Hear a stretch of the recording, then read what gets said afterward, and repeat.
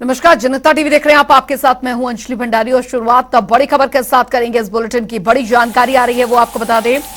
दिल्ली से बड़ी खबर, 2024 की तैयारियों में जुटी बीजेपी। जी हां, 2024 की तैयारियां, चुनाव के पहले बीजेपी की होगी कई बैठकें, तो बैक टू बैक बैठकें होंगी। सभी सांसद के साथ पीएम मोदी बैठक करेंगे। 31 जुलाई से बैठकों का दौर जो है वो शुरू हो जाएगा। बता दें आपको, ये इस वक्त की बड़ी खबर, 2 अगस्त को काशी की बैठक होगी। लगातार बैठकों का दौर चलेगा। गोरखपुर अवध मंडल की भी बैठक होगी। ये बड़ी जानकारी आपको दे दें। अमित शाह, राजनाथ सिंह मौजूद रहेंगे। जेपी नड्डा, नितिन गडकरी भी बैठक में मौजूद रहेंगे। इस वक्त की बड़ी खबर, हर बैठक में प्रधानमंत्री मौजूद रहेंगे। 2024 की तैयारी में पूरी तरीके से बीजेपी जो है जुट गई है। ये इस वक्त की बड़ी खबर।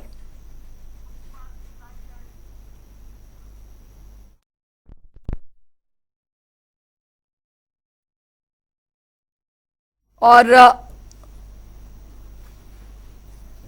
अनूप संवाददाता हमारे साथ जुड़ गए हैं ज्यादा जानकारी के साथ। अनूप, मिशन 2024 को लेकर बीजेपी ने पूरी कमर कस ली है। यहां पर प्रधानमंत्री ने खुद मोर्चा यहां पर संभाल लिया है। लगातार बैक टू बैक बैठकें जो है सांसदों के साथ अलग अलग जगहों पर वो होने जा रही हैं। बिल्कुल सही कहा अंजलि। प्रधानमंत्री के आप समझिए कि खुद नरेंद्र मोदी ने मोर्चा संभाला है 2024 की चुनाव फतेह करने के लिए। और आप जो सांसदों की जिम्मेदारी दी गई थी, आपने देखा कि पूरा एक महीना प्रधानमंत्री के सरकार के 9 साल पूरे होने पर विस्तृत रूप से महाजनसंपर्क अभियान किया गया, जिसमें हर एक वर्ग की जिम्मेदारी थी, वो चाहे विधायक हो या फिर सांसद हो या फिर केंद्रीय मंत्री हो या फिर तमाम ऐसे वरिष्ठ नेता हैं भारतीय जनता पार्टी में, उनकी सबकी जिम्मेदारी सौंपी गई थी। हालांकि कुछ सांसद भी इस मामले में फिसड्डी रहे हैं जो कार्य दिए गए थे, और यही वजह है कि प्रधानमंत्री हर क्षेत्र के सांसदों के साथ बैठक करेंगे। हर राज्य का अलग अलग दिन निर्धारित है, किस राज्य में किस सांसद के साथ बैठक प्रधानमंत्री करने वाले हैं, क्योंकि अब चुनावी साल है। ऐसे में चुनावी साल में हर वो सांसद को मेहनत करनी पड़ेगी, क्योंकि तमाम ऐसे सांसद हैं जिनकी रिपोर्ट बहुत खराब आई है, उनके क्षेत्र में उनकी लोकप्रियता कम हुई है, वो जो उनकी क्षेत्र की जनता है वो नाराज है। उनको कैसे मनाया जाए, किस तरीके से उस सांसद को जिम्मेदारी सौंपी जाएगी, और इस जिम्मेदारी को नहीं सौंप पाएंगे तो हो सकता तमाम ऐसे सांसद हैं जिनकी सीट बदल दी जाए। तमाम भारतीय जनता पार्टी के नेता ऐसे भी हैं जिनको ये भी देखा जा रहा है कि उनको किस सीट से लोकसभा सीट से चुनाव लड़ाया जाए। खासकर पूर्व डिप्टी सीएम दिनेश शर्मा की बात करें, इनके लिए अब ये रेस में है। असीम अरुण अभी वर्तमान में उत्तर प्रदेश सरकार में मंत्री हैं, वो भी लोकसभा चुनाव में उनको प्रत्याशी बनाया जा सकता है। जितिन प्रसाद को भी लोकसभा चुनाव में प्रत्याशी बनाया जा सकता है। तो इस तरीके से तमाम ऐसे जो भारतीय जनता पार्टी के वरिष्ठ नेता मंत्री हैं जिनको लोकसभा चुनाव में प्रत्याशी बनाया जा सकता है। तमाम ऐसे सांसद हैं जिनकी रिपोर्ट खराब है, परफॉर्मेंस रिपोर्ट के आधार पर उनको सीट पर जिम्मेदारी मिलेगी। अगर उनकी लोकप्रियता या फिर जातिगत समीकरण वहां कुछ दूसरे बैठ रहे होंगे तो उनका टिकट भी कट सकता है। तमाम ऐसे विधायक ऐसे रेस में हैं। तो कुल मिलाके कमोबेश अगर बात की जाए तो प्रधानमंत्री नरेंद्र मोदी खुद 2024 की जिम्मेदारी को संभालते हुए लगातार बैठक कर रहे हैं। अभी जब सांसदों के साथ बैठक होगी तो एक तो रिपोर्ट 9 साल की जो महाअभियान चलाया गया था उसकी रिपोर्ट वहां पर प्रधानमंत्री के पास होगी। उस बैठक में जेपी नड्डा भी बैठेंगे, भारतीय जनता पार्टी के राष्ट्रीय अध्यक्ष। गृह मंत्री अमित शाह, चूंकि राजनीति के चाणक्य कहे जाते हैं, वो भी बैठेंगे, और राजनाथ सिंह भी इस बैठक में शामिल होंगे। सभी सांसद उस बैठक में अलग अलग जिलों अलग अलग प्रदेशों के सांसद की जिम्मेदारी होगी। तो वो रिपोर्ट कार्ड उनके पास में होगा और फिर उनसे बात की जाएगी कि किस तरीके से आगे काम करना है, ताकि देश में एक बार फिर से भारतीय जनता पार्टी की तीसरी बार सरकार बनाई जा सके। बिल्कुल पूरी तैयारी है यहाँ पर, और यही वजह है कि प्रधानमंत्री नरेंद्र मोदी खुद इन बैठकों में शामिल रहेंगे। बहुत बहुत शुक्रिया अनूप इस तमाम जानकारी के लिए। एक और बड़ी खबर की ओर करेंगे। बड़ी जानकारी आ रही है, उसका रुख यहाँ पर कर लेते हैं लखनऊ से। बड़ी खबर लखनऊ से, सीएम योगी ने लगाया जनता दरबार। जी हां, जनता दरबार लगाया है मुख्यमंत्री योगी आदित्यनाथ ने सरकारी आवास पर। ये जनता दरबार लगाया गया है। दूर दूर से फरियादियों की जो समस्याएं हैं वो सुनी है, जो दूर दूर से आए फरियादी हैं। सीएम योगी ने अधिकारियों को निर्देश भी दिए हैं, यहाँ पर अधिकारियों की तुरंत समाधान हो इन फरियादों का। तो सीएम योगी ने जनता दरबार लगाया है। लखनऊ से इस वक्त की बड़ी खबर, सरकारी आवास पर ये जनता दरबार लगाया है। इस जनता दरबार में दूर दूर से जो फरियादी हैं वो अपनी फरियाद लेकर पहुंचे हैं। सीएम योगी ने अधिकारियों को निर्देश दिए हैं, अधिकारियों को निस्तारण के निर्देश दिए गए हैं। जो फरियादी यहां पर दूर दूर से पहुंचे हुए हैं उनके समाधान, उनकी फरियाद को सुना है मुख्यमंत्री योगी आदित्यनाथ ने। और चलिए रुक करेंगे एक और बड़ी खबर की ओर। बड़ी जानकारी, सीएम योगी ने दिए निर्देश, गरीबों के लिए बनेंगे आवास। जी हां, गरीबों के लिए आवास जो है वो बनाए जाएंगे और ये आवास बनाए जाएंगे माफियाओं से मुक्त कराई गई जमीन पर। जी हां, ये इस वक्त की बड़ी खबर, 300 वर्ग मीटर जमीन पर ये आवास बनेंगे। एलडीए के अफसर आवास की जो प्रक्रिया में जुड़ चुके हैं, इस वक्त की ये बड़ी खबर आपको बता रहे हैं। तो बड़ी जानकारी आपको दे रहे हैं, सीएम योगी ने निर्देश यहां पर दे दिए हैं और गरीबों के लिए बड़ी सौगात प्रदेश सरकार की तरफ से, प्रदेश के मुखिया की तरफ से। माफियाओं से मुक्त कराई गई जमीन पर अब जो आवास बनेंगे वो गरीबों के लिए बनेंगे, ये निर्देश यहां पर दे दिए गए हैं। तो एलडीए के अफसर आवास की प्रक्रिया में अब पूरी तरीके से जुट चुके हैं। सीएम योगी ने निर्देश यहां पर दिए हैं कि उन जमीनों को जो कि माफियाओं से खाली करवाई गई है, उन जमीनों पर गरीबों के जो आवास है वो बनाए जाएंगे। बड़ी खबर, 300 वर्ग मीटर जमीन पर यह आवास जो है वो बनकर तैयार होंगे। एलडीए के ऑफिसर आवास की प्रक्रिया में जुट चुके हैं। तो ये बड़ी जानकारी आपको यहां पर देने जा रहे हैं, बड़ी खबर आपको यहां पर देने जा रहे हैं। लखनऊ से आ रही है केडी सिंह बाबू स्टेडियम के कार्यक्रम, ये इस वक्त की बड़ी खबर आपको बता रहे हैं। कार्यक्रम में शामिल होंगे अनुराग ठाकुर। जी हाँ, केंद्रीय मंत्री अनुराग ठाकुर शामिल होंगे और केडी सिंह बाबू स्टेडियम के कार्यक्रम आपको बता रहे हैं। तो लखनऊ दौरे पर मंत्री अनुराग ठाकुर, ये बड़ी खबर आपको बता रहे हैं। केडी सिंह बाबू स्टेडियम के कार्यक्रम में शामिल होंगे केंद्रीय मंत्री, इस वक्त की बड़ी खबर आपको बता रहे हैं। तो लखनऊ दौरा बेहद महत्वपूर्ण यहां पर केंद्रीय मंत्री अनुराग ठाकुर का। केडी सिंह बाबू स्टेडियम में विशेष कार्यक्रम के आयोजन, जहां पर शामिल होंगे केंद्रीय मंत्री अनुराग ठाकुर।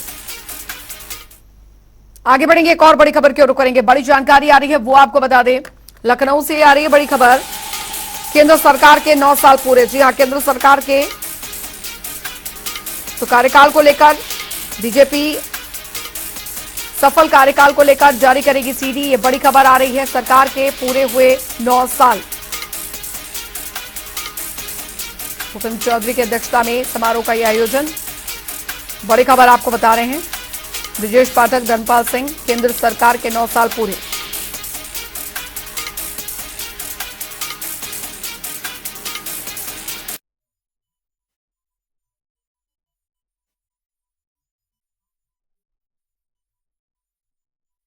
अनूप संवाददाता हमारे साथ जुड़ गए हैं ज्यादा जानकारी के साथ। अनूप, सरकार के 9 साल पूरे होने के मौके पर आज बीजेपी सीडी जारी करने जा रही है, क्या कुछ विशेष कार्यक्रम रहने वाला है आज?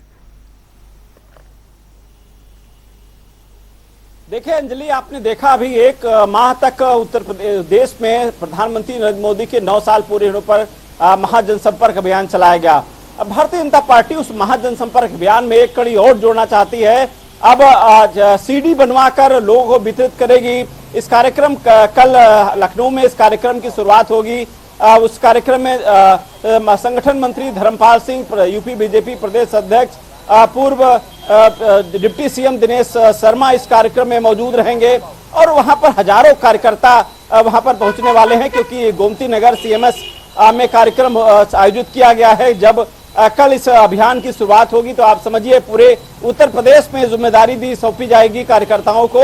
और उत्तर प्रदेश की 6 साल पूरे होने पर और केंद्र सरकार के 9 साल पूरे होने पर जो सरकार की उपलब्धियां हैं, वो चाहे कोरोना काल की रही हो या फिर सरकार की इंफ्रास्ट्रक्चर की बात करें या फिर सड़क को पर कितना काम हो, इन सब तमाम चीजों को लेकर या राशन वितरण, इस सब चीजों को लेकर सरकार की जो उपलब्धियां हैं उनकी एक सीडी बनाई गई है। सीडी के माध्यम से जनता तक एक बार फिर से रूबरू होगी भाजपा सरकार, क्योंकि 2024 का लक्ष्य है, उसको लेकर भारतीय जनता पार्टी अपने अभियान को दांव धार देने के लिए कल सीडी को कार्यक्रम रखा गया है। उपलब्धियां हैं उसको सीडी के माध्यम से जन जन तक पहुंचाने का कार्यक्रम किया जाएगा।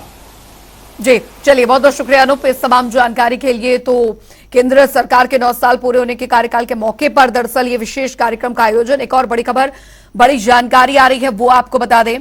तो बड़ी खबर, बड़ी जानकारी, प्रियंका गांधी लड़ सकती है लोकसभा चुनाव। जी हां, प्रियंका गांधी वाड्रा लोकसभा चुनाव लड़ सकती है, अमेठी से लड़ सकती हैं लोकसभा चुनाव। ये बड़ी खबर आपको बता रहे हैं।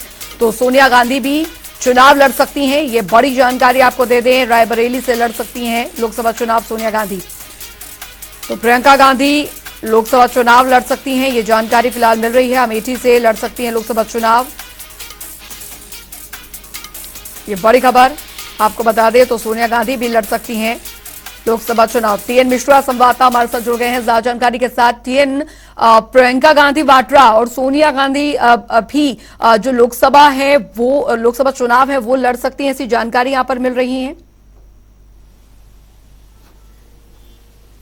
एकदम अंजलि सही कह रहे हैं। देखिए अभी क्या है कि सोनिया गांधी जो है रायबरेली से सांसद हैं और लगातार 4 बार सांसद चुनी जा रही हैं।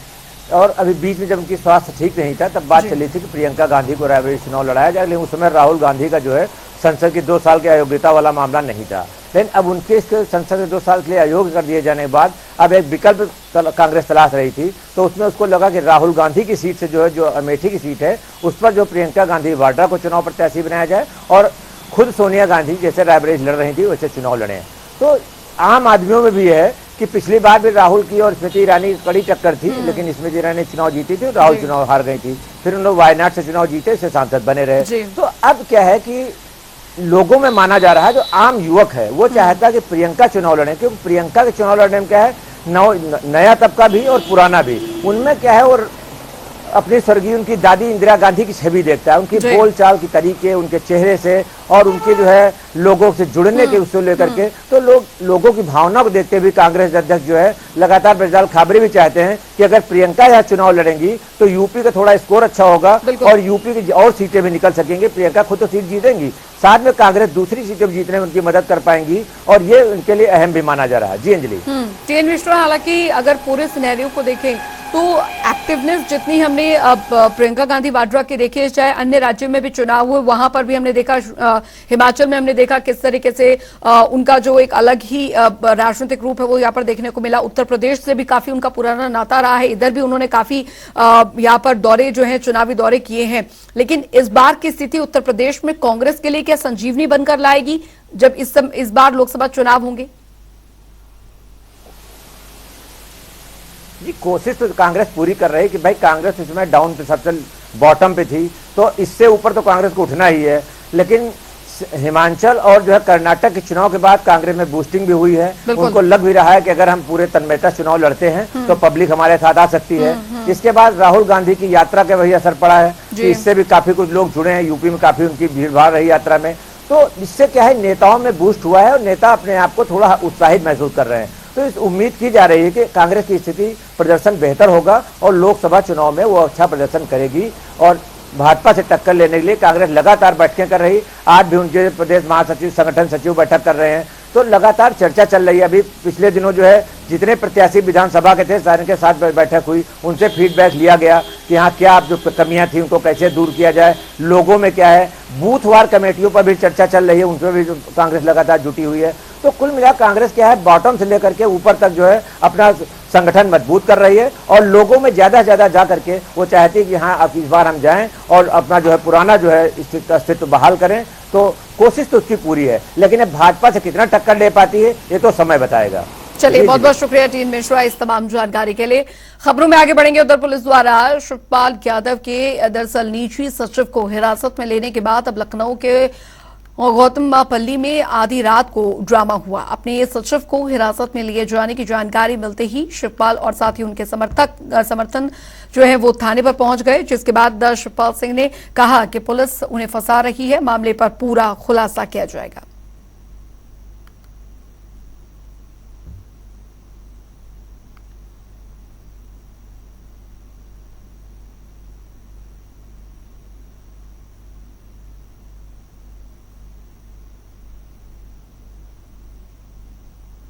तो पुलिस वालों ने अपनी गाड़ी रोक करके ऐसे गाड़ी रुकाने के बाद असला कोई चीज़ थी, असला वगैरह था, निकाला और इसके सीट पर रख दिया पीछे वाली पर, और कहिए खोलो, और ये सब बातें हैं ना, तो ये सवेरे खुलासा होगा और बातों का सबका खुलासा होगा जल्दी। तो क्या फंसाने की कोशिश की जा रही थी? क्या कारण लग रहा है आपको ये और क्या इस तरीके से फंसाने का क्या रीजन है सर? अच्छा, फंसाएंगे, वसूली करेंगे, और ये तो पूरे प्रदेश में ही हो रहा है। इस तरीके के निर्दोष लोगों को, बहुत लोगों को जेल भेजा रहा है। और इस बीच एक बड़ी खबर आ रही है, उसका रुख कर लेते हैं। बड़ी जानकारी आपको बताने जा रहे हैं। बड़ी खबर, यूपी एटीएस ने आईएसआई का संदिग्ध एजेंट पकड़ा। ये इस वक्त की बड़ी खबर। गोंडा के रईस ने पूछताछ में नाम बताया था, तो आतंकी रईस ने बताया उसे अपना सहयोगी। ये बड़ी खबर आ रही है, यूपी एटीएस ने आईएसआई का संदिग्ध एजेंट पकड़ा है। गोंडा के रईस ने पूछताछ में नाम बताया था इसका, आतंकी रईस ने बताया उसे अपना सहयोगी, जिसे एटीएस ने पकड़ लिया। यूपी एटीएस ने आईएसआई का संदिग्ध एजेंट पकड़ा है। गोंडा के रईस ने पूछताछ में इसका नाम बताया था। चलिए खबरों में आगे बढ़ेंगे। बता दें आपको कि मणिपुर में महिलाओं के साथ हुई हैवानियत की घटना को लेकर पूरे देश में विरोध जारी है। मणिपुर हिंसा को लेकर वहां के लोगों और साथ ही खासकर के महिलाओं के साथ अपना प्यार और एकजुटता दिखाने के लिए गुरुवार को महिला मंडल और साथ ही women association of the diocese of Lucknow ने हजरतगंज स्थित कैथेड्रल चर्च में साइलेंट सॉलिडेटरी मार्च निकाला। बता दें जिसमें कि लखनऊ की कई जो पार्षदों को ईसाई महिलाओं ने मणिपुर में महिलाओं के खिलाफ हिंसा पर अपनी पीड़ा और दुख व्यक्त करते हुए तख्तियों के साथ मौन मार्च करते हुए ईश्वर से प्रार्थना की।